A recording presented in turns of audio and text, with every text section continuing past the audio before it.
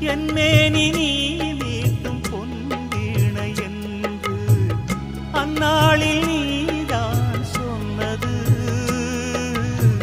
கையேந்தி நான் வாங்கும் பொன்வீணை இன்று கைமாறியேனோ சென்றது.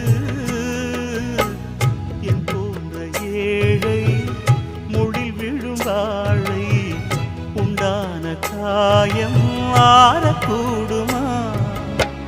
காதல் ரோஜாவே கனலை மூட்டாதே, நீ கொண்ட என் நெஞ்சை தந்தால் வாழ்த்துவேன்.